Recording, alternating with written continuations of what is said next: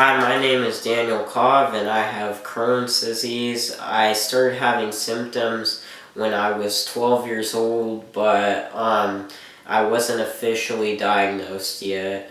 Crohn's disease is a disease that causes inflammation in the lining of the digestive tract.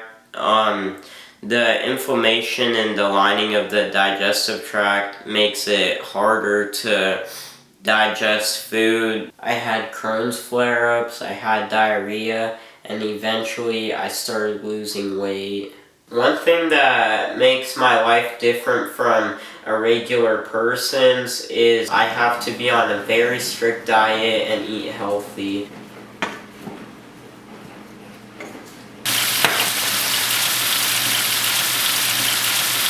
My diet restrictions include no gluten and no milk.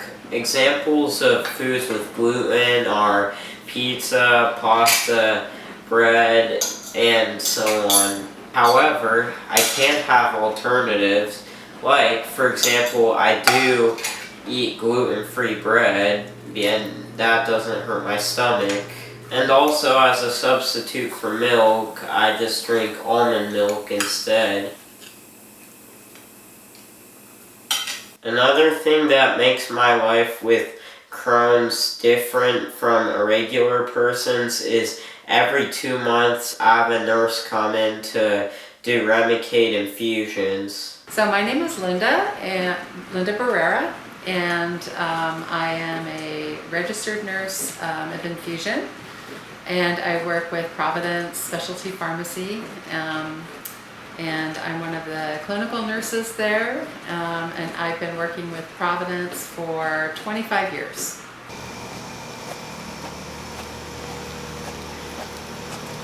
Ta-da!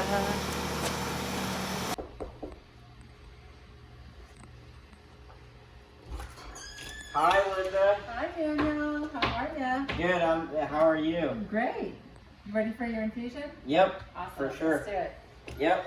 Hey, Judy. Hey, girl. I know. What are we doing? We're being weird.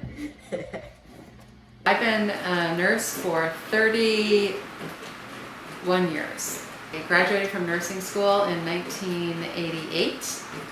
And I went to a community college in Seattle, and then in 2001 I went back to school at Oregon Health Sciences University, and I got my bachelor's degree in nursing.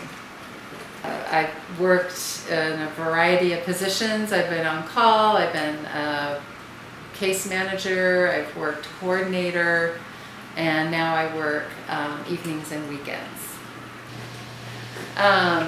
Yeah, for me, I love to hang out with my Remicade patients, because it gives me an opportunity to learn a lot about what they're dealing with, and since it's a 2-hour plus infusion time, so I really enjoy that. Interesting. Yeah. But normally I would see about 3 or 4 patients a day. So each day between 3 and 5 patients a day. How many patients with Crohn's have you seen? Ooh, too many. Too many to count. Really? So personally, how many Crohn's? Well, right now I have 3 patients that I see with 3 or 4 patients that I see with Crohn's. Really? And then I see a number of antibiotics patients and other different types of infusions. I can travel anywhere between 30 minutes to an hour and a half to get to every patient. So it's 3 minutes to an hour and a half on average? Yeah. Interesting. Yeah. Yeah, that's a long time. It's because our patients, we have a pretty large territory for all of our patients, and so because I work evenings and weekends when all the primary nurses are off and I'm covering a lot of their patients. And so I can go from Gresham to Cornelius, or maybe even Salem, and then up in Washington. So there's a lot of driving. My job hasn't changed other than the fact that we are protecting ourselves and our patients by me wearing masks and face shields when I go to people's homes, and we're just more aware about protecting each other from getting COVID, and just people's anxiety level went through the roof, and it just I realized, a little bit into it that, we just got to get through this, because I'm feeling really positive about getting through it, and I know that we will, and I know that we're going to get back to where we were. It's just, we just have to have a lot of patience and trust in our science and our officials that are trying to help us through. Yeah, the only way to really get through this is just to not be stupid and kind of just to wear a mask whenever you go into a store, just somewhere, and just act like appropriately, because and just be safe out there. Has COVID affected healthcare in Portland in any way, and if so, how did it affect healthcare? Oh wow, big. Really? It affected healthcare tremendously, and just how we are interacting with our patients, and screening all of our patients before we see them, and going. I can't speak for hospital workers because I'm not a hospital worker, but I know going into the hospital,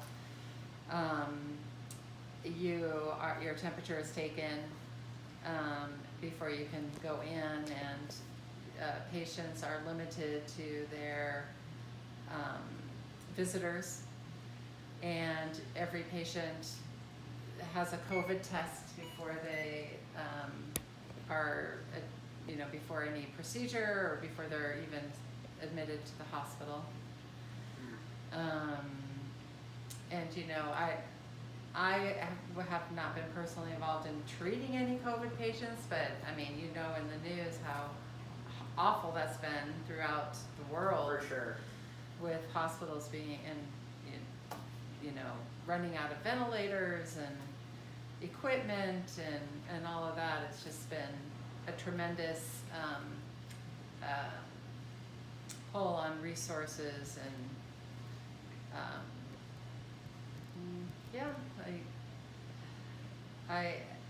I guess it's just another step, before going into somebody's home. Like in my job, we just have to make sure that we're washing our hands all the time, and that we're protecting, by wearing masks and face shields.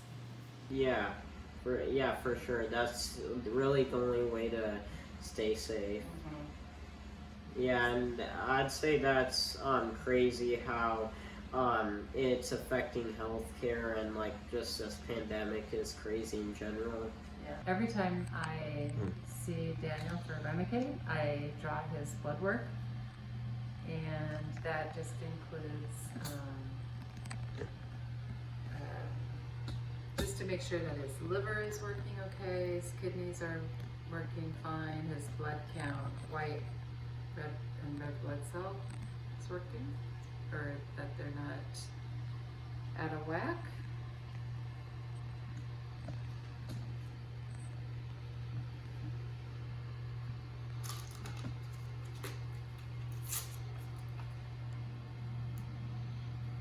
Here, you need to get the door.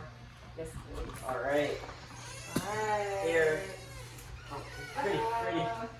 All right. Yeah, you can go. Happened. Yep. Okay. Got her? Oh, sorry, Tootie. Okay. Bye, Danielle. See you next time. Bye. Thanks to me getting Remicade infusions every 2 months and having my Crohn's disease symptoms under control, I'm able to do activities such as schoolwork.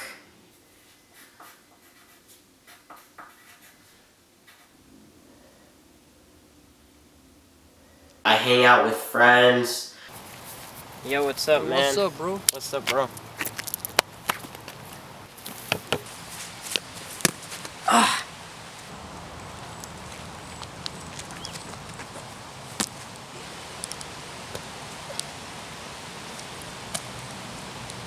I drive a car.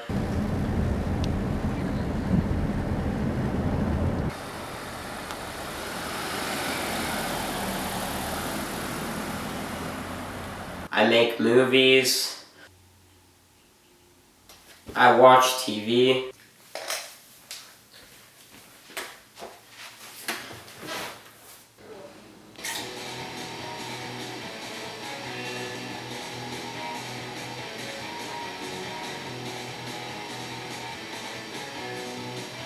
I walk my dog.